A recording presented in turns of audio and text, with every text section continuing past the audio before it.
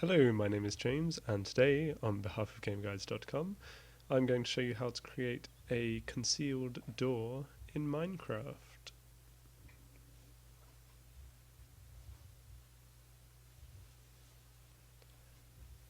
Now, hopefully before we start this, you'll have followed our previous Redstone explanations, because I'm going to jump in with this video and assume that you have.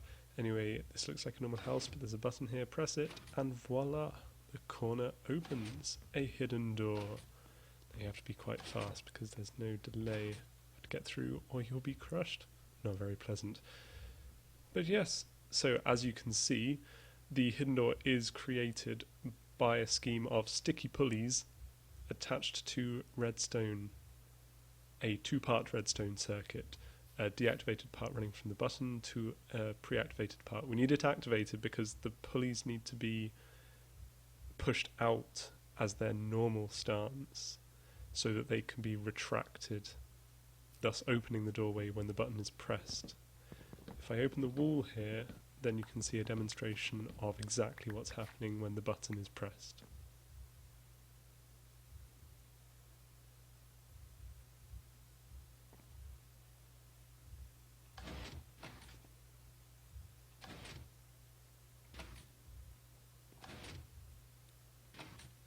As you can see, pressing the button is activating the first redstone wire, which is causing the second to deactivate, and thus the pulleys to be pulled back,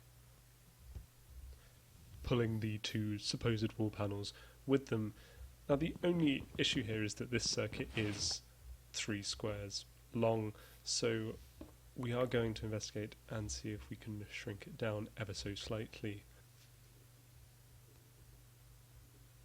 Now when we look at this circuit, you'll notice it's slightly more complicated, and that's just due to the nature of the beast. You may be looking at it and thinking, but Gamer Guides, surely you can do it simpler than this, but actually, no. We tried again whilst making this video to ensure that that wasn't the case, and this is how it must be set up to create a 2-block deep circuit for the hidden door. Working it out is all a matter of analysing what active currents are actually powering, working out what squares each active current affects. The 2 pistons that are activating the door must be activated and deactivated simultaneously for the mechanism to function correctly, and if they were powered by only 1 torch atop the wooden planks with the power line running into the side, the power line running into the side of the planks, as I'm about to display, would interfere with the bottom piston, which is obviously not what we want. It doesn't function as the door.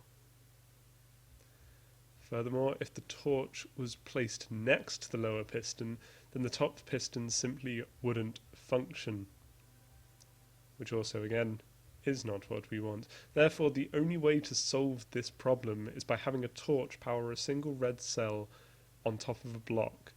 Therefore, the only things within range of the pistons, the only things within range to activate the pistons, will be active at the same time. They're both part of the same part of the circuit.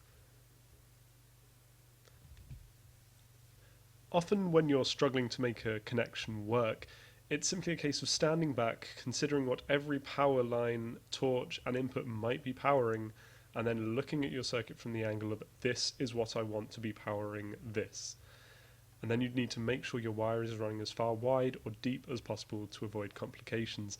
It's very easy to accidentally put a lever directly next to the gadget, because whilst aesthetically things like that look pleasing, it causes issues with the current. Yes, hopefully the hidden door will serve you well. If you're feeling brave, you could even do a sticky piston above and a sticky piston below variety. But for more information about Minecraft, don't forget to check out the guide on gamerguides.com.